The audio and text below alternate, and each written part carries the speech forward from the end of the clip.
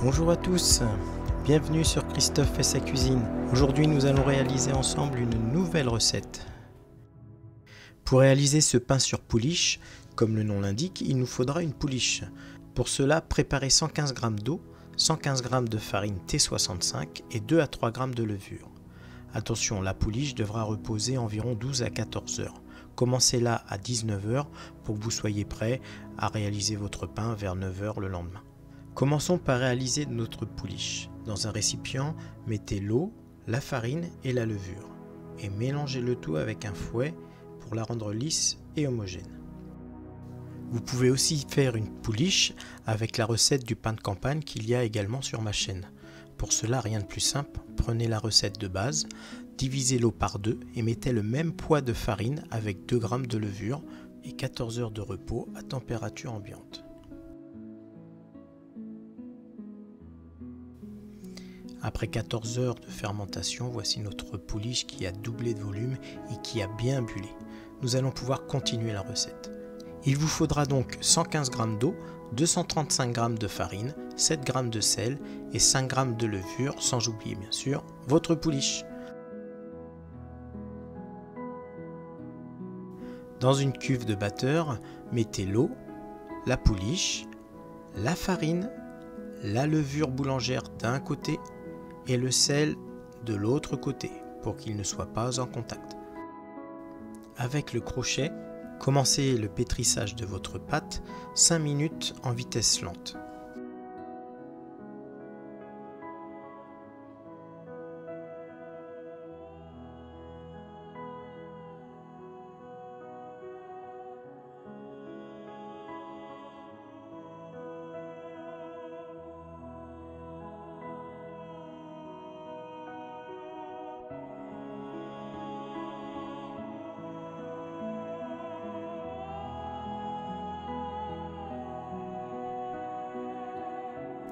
Une fois les 5 minutes en vitesse lente terminées, nous allons continuer le pétrissage en vitesse moyenne pendant environ 3 minutes.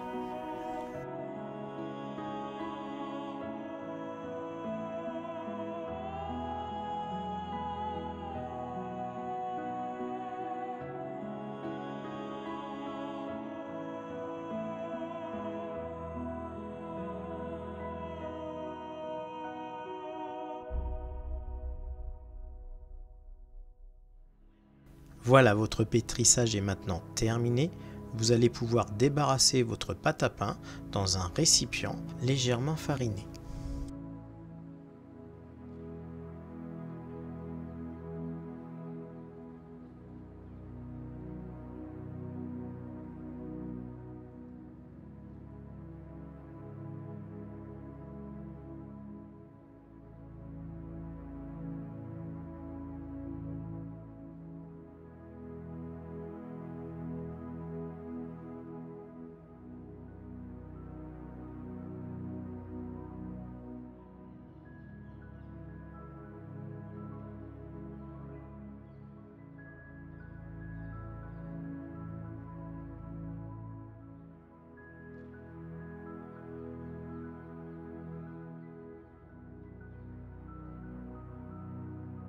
Il ne vous reste plus qu'à mettre un torchon et laisser pointer votre pâte environ 45 minutes à 1 heure.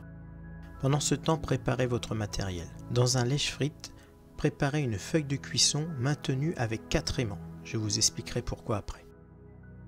Après les 45 minutes à 1 heure de pointage, nous allons récupérer notre pâte à pain. Nous allons la débarrasser de notre récipient.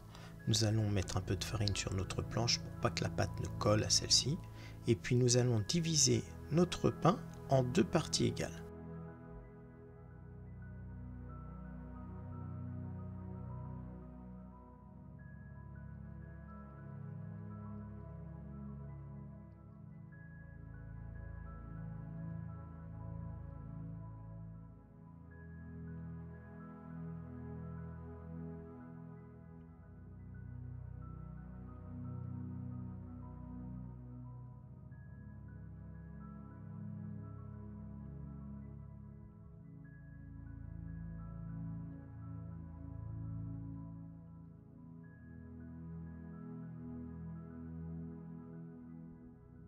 Nous allons maintenant commencer le façonnage de notre pain. Pour cette réalisation, nous allons réaliser 2 bâtards de 296 grammes. Dans un premier temps, nous allons préfaçonner nos bâtards et les laisser reposer pendant environ 15 minutes.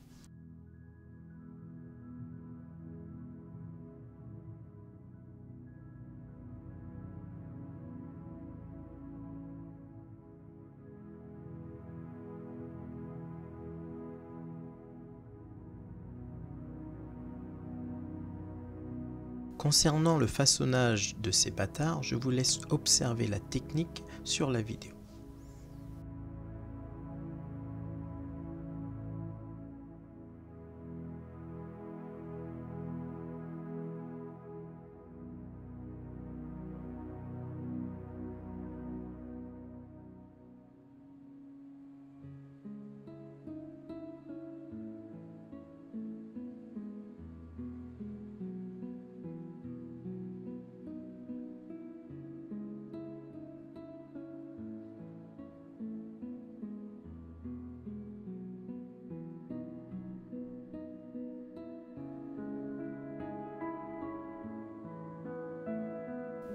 Une fois le premier bâtard réalisé, nous allons réaliser une petite gouttière avec notre papier cuisson pour que votre bâtard, lors de la deuxième pousse, garde sa forme arrondie.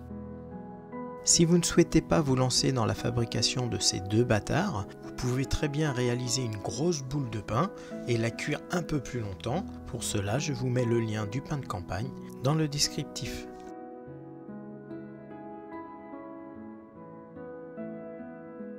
Je vous laisse faire donc le deuxième bâtard. Pour cela, je vous laisse bien observer la technique du façonnage.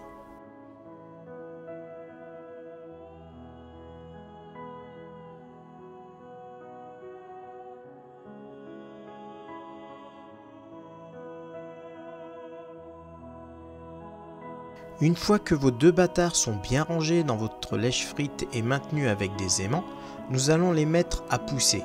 Une deuxième pousse après le pointage, cela s'appelle l'après. Vous allez laisser cet après pendant 30 à 45 minutes. Pour cela, je vous conseille de mettre votre pain dans votre four, bien sûr non allumé.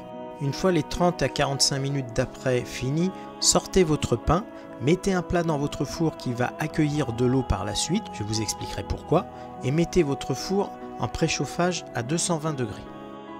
Pour voir si votre pain est prêt à être enfourné, réalisez 2 petites empreintes à l'aide de vos doigts sur votre pain.